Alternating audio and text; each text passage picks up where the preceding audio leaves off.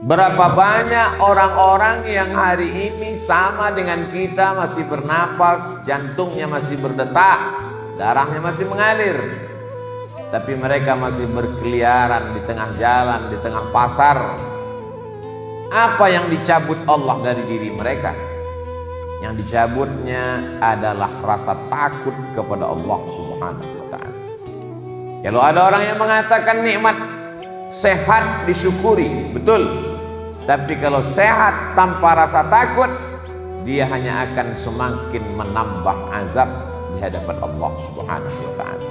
Kenapa orang berzina? Karena sehat. Kenapa orang pakai narkoba? Karena sehat, dan sehatnya dipakai untuk mencari uang, dan uangnya dipakai untuk buat dosa kepada Allah. Sehat menjadi nikmat ketika ada rasa takut di dalam hati. Itulah mengapa dalam sepekan sekali 7 kali 24 jam 24 jam kali 7 hari, seorang laki-laki yang balik berakal sehat, dia mesti mendengar pesan khatib, ittaqullah, takutlah kepada Allah Subhanahu wa ta'ala. Bukan hanya sekedar takut saja.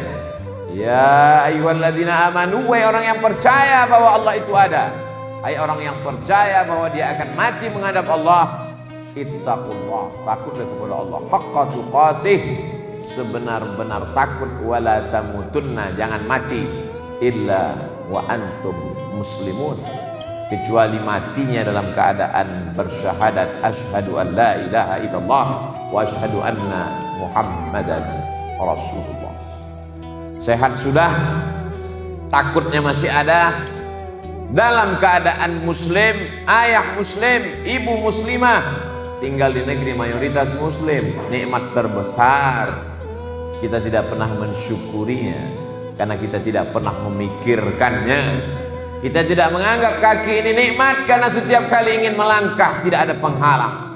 Kita tidak menganggap telunjuk ini nikmat karena setiap kali digunakan dia siap. Tapi ketika dia kehilangan, tidak ada sakit, putus, patah, barulah kita berkata, oh alangkah indahnya nikmat.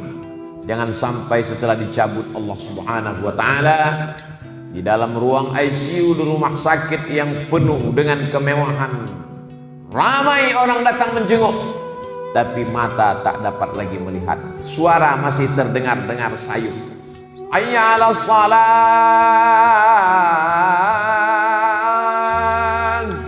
Satu-satunya respon hanya tetesan air mata, karena kaki tak dapat melangkah, bibir tak dapat tersenyum, tangan tak dapat terulur.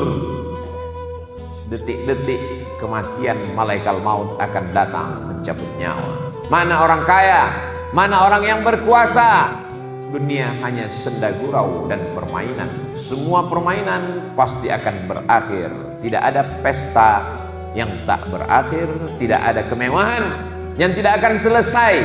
Semuanya akan menghadap Allah Subhanahu wa ta'ala. Andai ini Jumat yang terakhir bagi kita, sudahkah kita membaca surat Al-Kahfi? Masih ada waktu 6 jam lagi menjelang matahari tenggelam. Man qara'a surat Al-Kahfi yaumal Jum'ah, siapa yang baca surat Al-Kahfi petang Jumat, pagi Jumat, siang Jumat, malam Jumat, adha'a lahu min nur, Allah akan berikan dia cahaya pencerahan ma bainal jumu'ataini, sampai Jumat depan. Hatinya bisa membedakan mana hak, mana hok, mana benar, mana salah, mana tipu, mana bohong. Hatinya diterangi oleh cahaya Allah Subhanahu wa ta'ala. Ittaqu firasatal mu'min, takutlah kamu pada firasat orang beriman, fa innahu yanzuru binurillah, karena dia memandang dengan cahaya dari Allah Subhanahu wa ta'ala. Allahumma ja'al fi qalbi nura, dalam doa tahajud Nabi berkata, jadikan dalam hatiku cahaya, wa fi sam'i nura, pendengaranku cahaya, sehingga aku bisa memilah dan memilih mana yang perlu didengar, mana yang tidak perlu. Wa fi basari nura, pandanganku pandangan cahayamu ya Allah. Wa an yamini nura, sebelah kanan cahaya, wa an yasari nura, sebelah kiri cahaya, wa min amami nura, depan cahaya, wa min khalfi nura, belakang cahaya, wa min fawqi nura, depan cahaya, atas cahaya, wa min khalfi nura, belakangku cahaya, waj'alni nura, kekalkan padaku cahaya. Cahaya Allah Subhanahu wa ta'ala yang dipancarkan ke dalam hati orang beriman Man lam yaj'alillahu lahu nuran, siapa yang tidak diberikan Allah pencerahan, fama lahu min nur, maka dia akan memandang gelap. Yang pertama kali ditutup Allah Ta'ala adalah hati, bukan mata. Khatamallahu ala qulubihim, hati mereka tertutup. Wa ala sam'ihim, telinga mereka tersumbat. Wa ala absarihim ghishawa, mata mereka tak lagi dapat melihat. La ta'mal absar, yang buta itu bukan matanya, walakin ta'mal qulubul lati fis sudur, yang buta itu adalah hatinya. Mengapa hati itu buta? Karena tidak pernah memperdulikan wasiat pesan Rasulullah SAW yang disampaikan oleh para habaib dan ulama. Kenapa hati itu dibutakan Allah Subhanahu wa Ta'ala? Karena dengan penuh kesadaran melakukan perbuatan dosa, tidak mau tahu dengan kebenaran. Kenapa Allah tutup hati itu? Karena makan haram. Apa kata Nabi SAW? Rajul ash'as akhbar, ada seorang laki-laki yang rambutnya kusut berdebu karena dia tidak mau mandi, khawatir rambutnya gugur, dia akan bayar dam. Dia sedang berada di tanah haram, dia sedang memakai ihram, rambutnya dia biarkan kusut, dia takut bersisir. Tangannya dia angkat, tengadahkan ke atas langit, dan mulutnya berkata, ya Rab, ya Allah.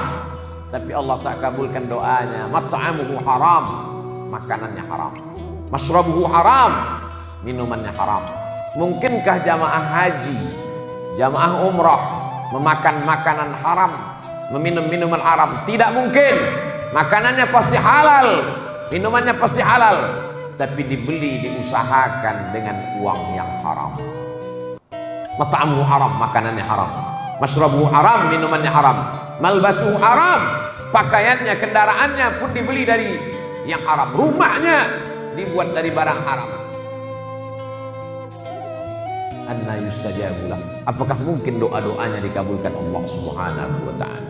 Anfiqu, berinfaklah. Anfiqu, bersedekahlah. Anfiqu, berwakaflah. Min thayyibat, yang baik-baik saja. Kulu, makanlah. Min thayyibati ma razaqnakum, dari yang baik-baik yang sudah kami berikan kepada kamu. Innallaha thayyibun, Allah Maha Suci. La yaqbalu illa thayyiban, Allah tidak menerima kecuali yang suci-suci saja. Bagaimana dengan yang kotor-kotor? Dia tetap akan disucikan. Setelah suci barulah dia menghadap Allah Subhanahu wa Ta'ala. Di mana tempat pensucian yang kotor-kotor itu? Kalau masih di dunia, pintu satu-satunya adalah ya ayyuhalladzina amanu, wahai orang yang percaya bahwa Allah itu ada. Ya ayyuhalladzina amanu, hai orang yang percaya bahwa setelah mati dia akan hidup lagi. Ya ayyuhalladzina amanu, hai orang yang percaya bahwa ini satu kehidupan, satu lagi masih ada kehidupan. Saat itu kita tidak dituntut untuk beramal, tapi saat itu kita mempertanggungjawabkan segala amal kita. Tubu ilallah, bertaubatlah kepada Allah, taubatan nasuha, taubat yang sebenar-benar taubat. Bagaimana dengan zina? Bagaimana dengan khamar? Bagaimana dengan narkoba? Bagaimana dengan perbuatan curang di masa lalu? Innallaha la yaghfiru an yushraka bihi wa yaghfiru ma duna dzalika liman yasha. Allah tidak mengampuni dosa syirik, dosa selain itu diampunkan Allah Subhanahu wa Ta'ala. Ma min muslimin yuznibu dzamban, ada orang yang khilaf, tersilap dan tersalah, lalu dia terjerumus dalam perbuatan dosa. Summa yatatahhar, kemudian setelah itu dia bersuci, mandi, wudu, tayammum. Summa yusalli rak'ataini, setelah itu dia salat sunat taubat 2 rakaat. Summa yastaghfirullah, setelah itu dia beristighfar, minta ampun kepada Allah. Illa ghafarallahu lah, maka Allah mengampunkan dosa-dosanya di masa yang lalu. Apa beda umat Nabi Muhammad SAW dengan umat Nabi Musa? Pada saat umat Nabi Musa ingin bertaubat, apa kata Allah? Faqtulu anfusakum dzalikum khairul lakum inda bari'ikum. Kalau kamu mau bertobat, cari orang yang sama-sama berdosa, lalu bawalah pedang yang panjang, kalian serentak menjatuhkan pedang itu ke leher kalian masing-masing. Faqtulu anfusakum, bunuhlah diri kamu. Dzalikum khairul lakum inda bari'ikum, itu lebih baik bagi kamu. Fataba alaikum, dan Allah akan menerima taubat kamu. Begitulah beratnya taubat Bani Israel.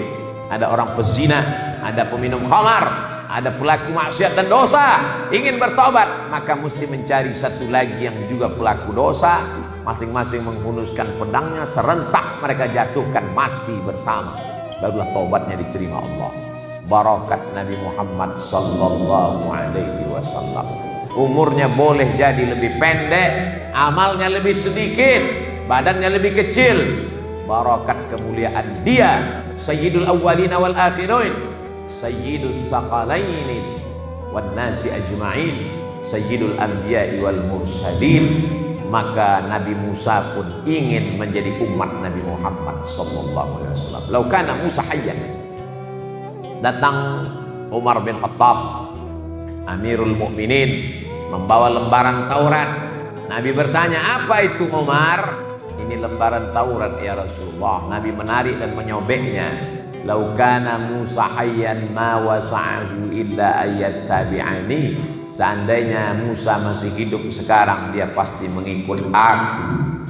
Nabinya saja ingin ikut Nabi Muhammad sallallahu alaihi wasallam, apalagi Bani Israel. Setelah mereka mati menghadap Allah, kami amat sangat ingin menjadi umat Nabi Muhammad sallallahu alaihi wasallam. Kita ditakdirkan hidup di akhir zaman, otomatis menjadi umatnya. Belum tentu. Berapa banyak orang yang hidup di akhir zaman menjadi hamba harta, hamba kuasa, hamba setan, sedangkan kita menghambakan diri, inni abdullah, aku hamba.